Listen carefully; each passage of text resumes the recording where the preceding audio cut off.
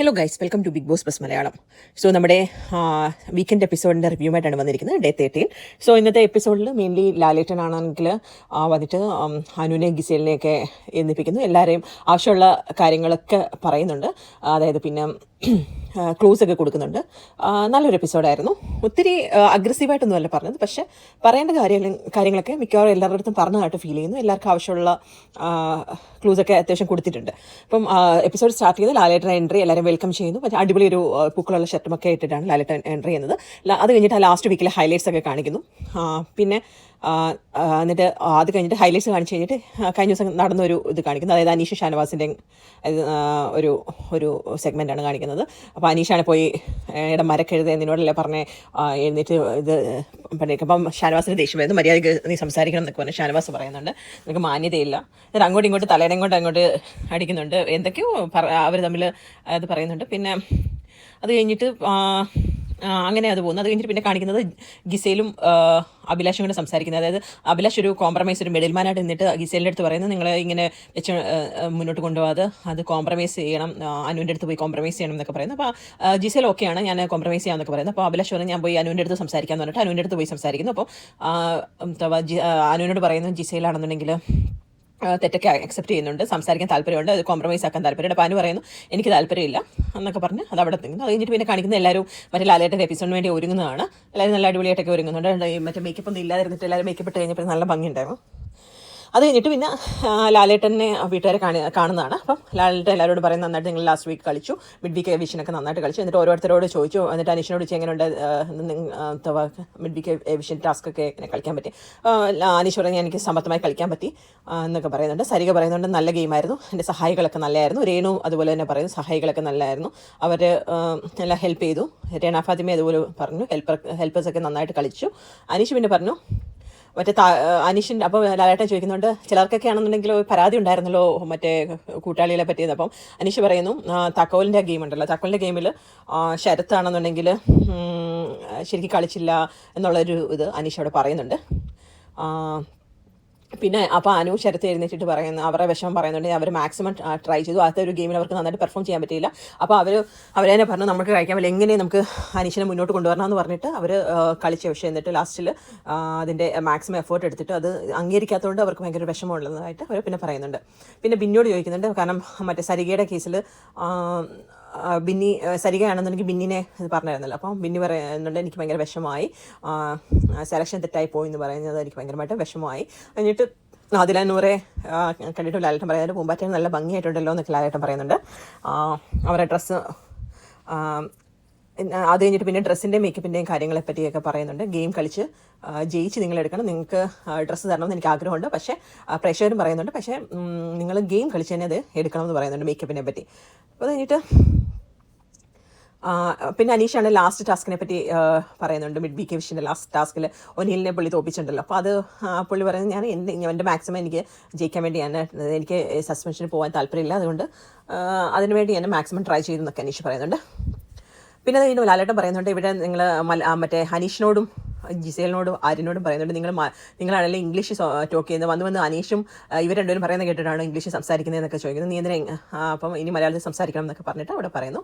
അത് കഴിഞ്ഞിട്ട് പിന്നെ അടുത്തത് മറ്റേ പണിപ്പുര ടാസ്കിൻ്റെ കാര്യങ്ങൾ പറയും. നിങ്ങളത് അതിൻ്റെ ഇതൊക്കെ പറഞ്ഞ് വന്നിട്ട് പിന്നെ ജിസേലിനോട് ചോദിച്ചു, നിങ്ങൾ മേക്കപ്പ് എല്ലാം തിരിച്ചു കൊടുത്തോ എന്നൊക്കെ ചോദിച്ചു. അപ്പം അന്നേരം പറഞ്ഞു ജിസേൽ പറയുന്നു എല്ലാം കൊടുത്ത് ഇപ്പോൾ മേക്കപ്പ് ഒന്നുമില്ല എന്നൊക്കെ പറയുന്നുണ്ട്. അപ്പോൾ അനുമോളിനെ പിന്നെ CAD അനുമോൾ എന്നൊക്കെ വിളിക്കുന്നുണ്ട്. എന്നിട്ട് എങ്ങനെ ഉണ്ടായിരുന്നു, തെളിവെടുപ്പൊക്കെ എങ്ങനെ ഉണ്ടായിരുന്നു, കഷ്ടപ്പെട്ടൊക്കെ കേസ് തെളിയിച്ചെന്നൊക്കെ പറഞ്ഞ് ലാലേട്ടൻ പറയുന്നുണ്ട്. പിന്നെ ജിസേൽ അത് അന്നേരം പറയുന്നുണ്ട് അനുവാണെന്നുണ്ടെങ്കിൽ ഉള്ള കച്ചറയിൽ കൈയിട്ടും ഡ്രോയറൊക്കെ നോക്കിയും ടിഷ്യൂ ഒക്കെ എടുത്തിട്ട് എല്ലായിടത്തും പോയി നോക്കും. അപ്പം എന്നിട്ട് പിന്നെ ലാലേട്ടൻ ഇവർ തമ്മിലുള്ള ആ ഒരു മേക്കപ്പ് ഇഷ്യൂവിനെ പറ്റിയൊക്കെ പറയുന്നുണ്ട്. എന്നിട്ട് അനുവിനെ ഷാഹിദ് പറയുന്നുണ്ട് ഫിസിക്കൽ അസോൾട്ടിലോട്ടൊന്നും പോയില്ല, എന്താ മോളെ അങ്ങനെയൊക്കെ ചെയ്യുന്നത് എന്നൊക്കെയുള്ള രീതിയിൽ ഇനി അങ്ങനെ ചെയ്യില്ല, അത് ഫിസിക്കൽ അസോൾട്ടായിട്ട് കൺസിഡർ ചെയ്യും, അപ്പോൾ ഇനി ചെയ്യില്ല എന്നൊക്കെ പറഞ്ഞിട്ട് ലാലേട്ടൻ പറയുന്നുണ്ട്. അത് കഴിഞ്ഞിട്ട് പിന്നെ ജിസേലിനോട് ചോദിക്കുന്നുണ്ട് ആരെ മേക്കപ്പ് എടുത്തുകൊണ്ട് പോയപ്പോൾ ജിസേൽ പറയുന്നു ഇവരാരെങ്കിലും ആയിരിക്കും എന്നുള്ള രീതി പറയുന്നത്. അപ്പം പിന്നെ വീഡിയോ കാണിച്ചു കൊടുക്കുമ്പോൾ ബിഗ് ബോസിൻ്റെ ആൾക്കാരായ സാധനങ്ങൾ വന്ന് എടുത്തുകൊണ്ട് പോകുന്നത് ജിസേലപ്പം പറയുന്നു ലാലേട്ടൻ പറയുന്നു നിങ്ങൾ എല്ലാ സാധനങ്ങളും റിട്ടേൺ ചെയ്യണം. എന്നിട്ട് അതാണ് ഒരു കളിയുടെ മാന്യത. നിങ്ങൾക്ക് എന്തെങ്കിലും വേണമെന്നുണ്ടെങ്കിൽ നിങ്ങൾക്ക് ബുദ്ധിമുട്ടുണ്ട്, എന്തെങ്കിലും ഒരു മറ്റേ പുള്ളിക്കാരിക്ക് എന്തോ ഇഷ്യൂ ഉണ്ട്, അപ്പോൾ അതിന് വൈബ്സ് ഒക്കെ വേണമെന്നുണ്ട്, അതുകൊണ്ടെങ്കിൽ ഡയറക്റ്റ് ചോദിച്ചാൽ മതി, അല്ലാതെ മറ്റേ മാറ്റി വെച്ചിട്ട് കളിക്കണ്ടെന്നൊക്കെ അവിടെ പറയുന്നുണ്ട്. പിന്നെ അടുത്ത സംഭവം മറ്റേ അനുമോളുടെ കഴിഞ്ഞ ദിവസത്തെ മറ്റേ മൊണ്ണകൾ എന്ന് പറഞ്ഞ ആണുങ്ങളെ വിശേഷിപ്പിച്ച സാധനമാണല്ലോ. അപ്പോൾ ഇവിടെ ചിലരൊക്കെ നാണമില്ലാത്തവരെ മൊണ്ണകളാണ്. ആരാ പറഞ്ഞതെന്ന് പറയുമ്പോൾ അനുമോൾ എഴുന്നേറ്റിട്ട് പറയും ഞാനാ പറഞ്ഞത്, എന്താ ആണുങ്ങളെ അവരെ പറഞ്ഞതെന്ന് ചോദിച്ചാൽ അത് മൊണ്ണകളാണോ എന്ന് പറഞ്ഞു എന്നൊക്കെ ചോദിക്കുന്നുണ്ട് ലാലേട്ടൻ. അപ്പോൾ അവന് സമ്മതിക്കുന്നുണ്ട്. അപ്പോഴത്തേന് എല്ലാവരും മുഖം കാണും. എന്നിട്ട് വീഡിയോ കാണിച്ചു. വീഡിയോ കാണിക്കുമ്പോൾ മറ്റേ അനു ശൈത്യം തമ്മിലുള്ള സംസാരം, ആണുങ്ങളെല്ലാം ഇവിടുത്തെ ആണുങ്ങളെല്ലാം മൊണ്ണകൾ എക്സെപ്റ്റ് മറ്റേ അഭിലാഷ് ഒഴികെ ബാക്കി എല്ലാവരും മൊണ്ണകളാണെന്നൊക്കെ പറഞ്ഞത്. അത് കണ്ടപ്പോഴത്തെ എല്ലാവരും മറ്റേ ഇങ്ങനെ കിളി പോയ വലിയ പെട്ട്. അപ്പോൾ എന്നിട്ട് ലാലേട്ടൻ എന്നിട്ട് അഭിലാഷിനെ കൺഗ്രാജുലേറ്റ് ചെയ്യുന്നുണ്ട്. ഇതിനകത്ത് ഏറ്റവും നല്ലത് അഭിലാഷാണെന്ന് അനു പറയുന്നുണ്ടല്ലോ എന്നൊക്കെ പറഞ്ഞിട്ട്. അപ്പോൾ അനു പറയുന്നുണ്ട് ചേട്ടന്മാരൊക്കെ ജിസേലിനെ ആവശ്യമില്ലാതെ സപ്പോർട്ട് ചെയ്യുക, അതിന് ഞാൻ ബോയ് ഫ്രണ്ട് ആണെന്നൊക്കെ പറഞ്ഞത് എന്ന് പറയും. അപ്പോൾ ശരത്ത് എഴുന്നേറ്റ് പറയുന്നു അനുവിനെ എപ്പോഴും സപ്പോർട്ട് ചെയ്തുകൊണ്ടിരിക്കുകയാണെന്നുണ്ടെങ്കിൽ അനുവിന് നല്ലതാണ്, നമ്മൾ അല്ലെന്നുണ്ടെങ്കിൽ ഭയങ്കര വ്യക്തി വൈരാഗ്യം വെച്ചിട്ട് പെരുമാറുമെന്നൊക്കെ പറയുന്നുണ്ട്. അത് കഴിഞ്ഞിട്ട് അനീഷ് എഴുന്നേറ്റ് പറയുന്നുണ്ട് അനു പറഞ്ഞത് ശരിയായില്ല എന്ന് പറഞ്ഞിട്ട് അനീഷ് അതോടെ പറയുന്നുണ്ട്. പിന്നെ ഷാനവാസ് എഴുന്നേറ്റിട്ട് പറയുന്നു ഇവർ രണ്ടുപേരും എൻ്റെ അടുത്ത് മറ്റൊരാൾ സപ്പോർട്ട് ചെയ്യുകയാണെന്ന് പറയുന്നുണ്ട്. അനു പറയും ഞാൻ ജിസേലിനെ സപ്പോർട്ട് ചെയ്യും, ജിസേൽ പറയും ഞാൻ അനുവിനെ സപ്പോർട്ട് ചെയ്ത് സംസാരിക്കുന്നത്. അപ്പോൾ രണ്ടുപേരും എൻ്റെ അടുത്ത് അങ്ങനെയാണ് പറയുന്നത്, ഞാൻ രണ്ടുപേരുടെ അടുത്തും കാര്യങ്ങൾ പറഞ്ഞ് മനസ്സിലാക്കാറുണ്ടെന്ന് പറഞ്ഞു. അപ്പം പിന്നെ സരിക എഴുന്നേറ്റ് പറയും മറ്റേ ലാസ്റ്റ് ടാസ്കിലാണെന്നെങ്കിൽ ശരിക്കും സരിക അനു സപ്പോർട്ട് ചെയ്യുന്നതിന് ഒരു അനീഷിനെ സപ്പോർട്ട് ചെയ്ത് അതെനിക്ക് ഭയങ്കരമായിട്ട് വിഷമമായി എന്നൊക്കെ പറഞ്ഞിട്ട് സരിക എഴുന്നേറ്റ് പറയുന്നുണ്ട്. പിന്നെ അക്ബർ എഴുന്നേറ്റ് പറയും മറ്റേ ലാസ്റ്റ് അതും സെയിം തന്നെ സരിക സപ്പോർട്ട് ചെയ്യാതെ അനീഷിനെ സപ്പോർട്ട് ചെയ്യുന്നു, നിങ്ങൾ ജയിക്കണമെന്ന് ഞാൻ ആഗ്രഹിക്കുന്നതെന്ന് അനു ആണെങ്കിൽ അനീഷിനോട് പറഞ്ഞു. ഈവൻ സരികയുടെ ടീമിലായിട്ട് അതങ്ങനെയല്ലല്ലോ, ഒരു സ്പോർട്സ്മാൻ സ്പിരിറ്റിൽ കളിക്കുന്ന ഒരാൾ അങ്ങനെ ഒരിക്കലും പറയത്തില്ലല്ലോ എന്നൊക്കെ പറഞ്ഞിട്ട് അക്ബർ അവിടെ പറയുന്നുണ്ട്. അത് കഴിഞ്ഞിട്ട് ലാലേട്ടനാണെന്നുണ്ടെങ്കിൽ അതൊരു തലോടി വരുന്നുണ്ട്. ലാൽമോളെയും ഒരു അപ്രീഷിയേറ്റ് ചെയ്യുന്നുണ്ട് മറ്റേ മേക്കപ്പിൻ്റെ സാധനങ്ങളൊക്കെ കണ്ടുപിടിച്ചതിന്. അപ്പോൾ നെവിൻ എഴുന്നേറ്റ് പറയുന്നുണ്ട് ഇവരാണ് ഈ പെണ്ണുങ്ങളെല്ലാം ബീട്രൂട്ടൊക്കെ കട്ട് ചെയ്തിട്ട് യൂസ് ചെയ്യുന്നുണ്ട്, അപ്പോൾ ഞാൻ ചെയ്യുമ്പോൾ മാത്രമേ എല്ലാം കള്ളം, പക്ഷേ ഇവർ ഇതെടുത്തുകൊണ്ട് പോകുന്നതിനൊന്നും കള്ളമല്ലേ എന്നൊക്കെ ലാലേട്ടൻ പറയുന്നുണ്ട്. ഇതിനെപ്പറ്റി നമുക്ക് പിന്നെ സംസാരിക്കാം, ഞാൻ വിഷയത്തിലേക്ക് വരുന്നുണ്ട്. പിന്നെ അഭിലാഷ് എഴുന്നേറ്റ് പറയുന്നുണ്ട് ഞാനാണെങ്കിൽ ഇവരുടെ അടുത്ത് രണ്ടുപേരുടെ അടുത്ത് കോംപ്രമൈസിന് ശ്രമിച്ചിട്ടുണ്ട്. ജിസേലാണെങ്കിൽ ഓക്കെ പറഞ്ഞു കോംപ്രമൈസ് ചെയ്യാം, പക്ഷേ അനു ആണെങ്കിൽ കോംപ്രമൈസ് ചെയ്യാനൊന്നും താല്പര്യമില്ല എന്ന് പറഞ്ഞു, സമ്മതിച്ചില്ല എന്ന് പറഞ്ഞു. അത് കഴിഞ്ഞിട്ട് ലാലേട്ടൻ പിന്നെ വന്നിട്ട് അനീഷ് എന്തിൻ്റെ പേരിലാണ് അറിയപ്പെടാൻ ആഗ്രഹിക്കുന്നതെന്ന് ചോദിക്കുന്നുണ്ട് അനീഷിനെ എഴുന്നേപ്പിച്ചിട്ട്. എന്നിട്ട് ലാലേട്ടനാണ് പഴയ അപ്പോൾ അനീഷാണെങ്കിൽ എന്തിൻ്റെ പേരിലാണ് അനീഷിന് എന്തെങ്കിലും സ്ട്രാറ്റജി ഉണ്ടോ എന്നൊക്കെ ചോദിക്കുന്നുണ്ട്. അപ്പോൾ അനീഷിന് അങ്ങനെ ഒന്നും സ്ട്രാറ്റജി ഒന്നുമില്ല. അപ്പോൾ ലാലേട്ടൻ ചോദിക്കുന്നത് പഴയ കണ്ടസ്റ്റൻസിനെയൊക്കെ അറിയോ, അഖിൽമാരാറിനെ അറിയോ, അതുപോലെ തന്നെ സാബുമോനെ ഫസ്റ്റ് സാബുമോനെ അറിയാം, റിയാസ് ഉണ്ട്, ആര്യ, അവരെല്ലാം ഓരോ രീതിയിലാണ് പ്ലേ ചെയ്തത്. അപ്പം എന്നിട്ടാണെന്നുണ്ടെങ്കിൽ ഒരു വീഡിയോ കാണിക്കാന്ന് പറഞ്ഞിട്ട് മറ്റേ പണിപ്പുര ടാസ്കിൽ മറ്റേ റാങ്കിങ് ടാസ്ക് ഉണ്ടായിരുന്നല്ലോ, അപ്പോൾ അതിനകത്ത് അനീഷും വരുന്നുണ്ട് വഴക്കുണ്ടാക്കുന്നത് ഞാൻ ഒന്നാമനാണെന്ന്. അപ്പം അന്നേരം ലാലേട്ടൻ പറയുന്നുണ്ട്, ആ വീഡിയോ കാണിച്ചു കഴിഞ്ഞാൽ ലാലേട്ടൻ പറയുന്നുണ്ട് നിങ്ങളൊരു കാര്യം ഞാൻ ഒന്നാമനാണ്, നിങ്ങൾ ഒന്നാമനാണെന്നുണ്ടെങ്കിൽ ചുമ്മാ ഞാൻ ഒന്നാമനാണെന്ന് പറയാതെ എന്തുകൊണ്ടാണ് ഞാൻ ഒന്നാമനാണെന്ന് എനിക്ക് എന്ത് റൈറ്റാണ് ഇത് ക്ലെയിം ചെയ്യാനുള്ളതെന്ന് നിങ്ങളത് കറക്റ്റായിട്ട് പറഞ്ഞ് ഫലിപ്പിക്കണം, അല്ലാതെ ഞാൻ ഒന്നാമനാണ് റിപ്പീറ്റ് ചെയ്ത് പറയുമല്ലോ എന്ന്. അപ്പം ആരും ചിന്തിക്കാത്ത സ്ട്രാറ്റജിയുമായിട്ടൊക്കെയാണ് നിങ്ങൾ വന്നിരിക്കുന്നതെന്നൊക്കെ ലാലേട്ടൻ ചോദിക്കുന്നുണ്ട്. പിന്നെ ലാലേട്ടൻ അപ്പാനിയോട് അപ്പം അന്നേരം ഇത് അനീഷിൻ്റെ അടുത്ത് പറയാം. അതുപോലെ തന്നെ അപ്പാനിയോട് ലാലേട്ടൻ പറയും നിങ്ങളാണെങ്കിൽ ഈ അനീഷിനോട് ഈ റിപ്പീറ്റ് ചെയ്യുന്ന പറയുന്ന സാധനങ്ങൾ നിർത്താൻ പറയുന്ന പോലെ തന്നെ അപ്പാനിയോട് പറയുവാണ് അനീഷിന് പുറകെ കടന്ന് മറ്റേ ഗെയിം ഇത് ചെയ്യുക, ചുമ്മാ ഷൗട്ട് ചെയ്തുകൊണ്ടിരിക്കാതെ ആ ഗെയിം മാറ്റി പിടിക്കാമെന്ന് ലാലേട്ടൻ പറയുന്നുണ്ട്. അപ്പം ശരത്ത് അത് ഫോളോ ചെയ്യുമായിരുന്നെങ്കിൽ ശരത്തിന് നല്ലത്, അല്ലെന്നുണ്ടെങ്കിൽ ശരത്ത് വീണ്ടും നെഗറ്റീവ് ആവത്തേ ഉള്ളൂ. പിന്നെ ഷാനവാസിൻ്റെ ഗെയിമിനെ ലാലേട്ടൻ അപ്രീഷിയേറ്റ് ചെയ്യുന്നുണ്ട്. ഷാനവാസ് നന്നായിട്ട് ഹാൻഡിൽ ചെയ്തു എന്ന് പറഞ്ഞിട്ട് പറയുന്നുണ്ട്. അപ്പോൾ ഷാനവാസ് എഴുന്നേറ്റ് പറയുന്നത് അനീഷ് നല്ല മനുഷ്യനാണെന്ന് എനിക്ക് ഫീൽ ചെയ്തിട്ടുണ്ട്. പിന്നെ ഗെയിമിൻ്റെ സ്ട്രാറ്റജിയുടെ ഭാഗമായിട്ടാണ് പുള്ളി ഇങ്ങനെ ആൾക്കാരുടെ അടുത്ത് ദേഷ്യപ്പെടുകയൊക്കെ ചെയ്യുന്നത്. പിന്നെ അക്ബറിനെ പറ്റി പറയുന്നത് അക്ബർ ഭയങ്കര സെൽഫിഷായിട്ട് അവിടെ കളിച്ച് ലാസ്റ്റ് പണിപ്പുര ടാസ്കിൽ പുള്ളിക്ക് എല്ലാവർക്കും പോകാൻ പറ്റിയില്ലല്ലോ, അവിടെ ആണെന്നുണ്ടെങ്കിൽ സ്വന്തം ഈഗോയുടെ ബേസിൽ പുള്ളി സെൽഫിഷായിട്ട് കളിച്ചു. അപ്പോൾ അങ്ങനെ പറഞ്ഞ് ഷാനവാസ് അക്ബറിനെ കുറ്റപ്പെടുത്തുന്നുണ്ട്. അപ്പോൾ പിന്നെ നെവിൻ എഴുന്നേറ്റ് പറയുന്നുണ്ട് ശരിക്കും പറഞ്ഞാൽ ഗെയിമിനകത്ത് യൂണിറ്റിയും ബുദ്ധിശക്തിയാണ് ഉപയോഗിക്കുന്നത്, അതിന് പോലെ ഇവരാണെന്നുണ്ടെങ്കിൽ ചുമ്മാ തർക്കിച്ചുകൊണ്ടിരിക്കുമായിരുന്നു എന്നൊക്കെ പറഞ്ഞു. പിന്നെ അക്ബർ എഴുന്നേറ്റ് പറഞ്ഞ് സെൽഫിഷ് ഒന്നുമല്ല എന്നൊക്കെ പറഞ്ഞിട്ട് പുള്ളി ന്യായീകരിച്ച് പറയുന്നുണ്ട്. ജിസേൽ പറയുന്നുണ്ട് ഞങ്ങൾ വിചാരിച്ചു ഒന്നാം സ്ഥാനം കിട്ടിക്കഴിഞ്ഞാൽ എന്തെങ്കിലും ബെനിഫിറ്റ് ഉണ്ട്, അതുകൊണ്ടാണ് അനീഷിനെ നിർത്താൻ താല്പര്യമില്ലാഞ്ഞത് എന്ന് പറയുന്നുണ്ട്. എന്നിട്ട് എല്ലാവരോടും അനീഷിനെ പറ്റി ചോദിക്കുന്നുണ്ട്. നൂറ ആദില പറയുന്നുണ്ട്. പിന്നെ നൂറ ആദിലയോട് പറയുന്നുണ്ട് നൂറിനെ എഴുതിപ്പിച്ചിട്ട് പറയും എന്താ നിങ്ങളുടെ സംസാരം ഒന്നും കേൾക്കുന്നില്ലല്ലോ, അപ്പം ആദിലയാണല്ലോ കൂടുതൽ സംസാരിക്കുന്നതെന്നാണല്ലോ പറയുന്നത് എന്ന ഒരു ചെറിയൊരു ക്ലൂ പോലെ അവിടെ പറയുന്നുണ്ട്. പിന്നെ അനീഷിൻ്റെ നിലപാടിനെ പറ്റി പറയുന്നുണ്ട്. ജെനുവിനാണ്, സെയിം സ്ട്രാറ്റജിയിൽ പോകുമെന്ന് അനീഷ് പറയുന്നുണ്ട്. എല്ലാവരും കൈയടിക്കുന്നു.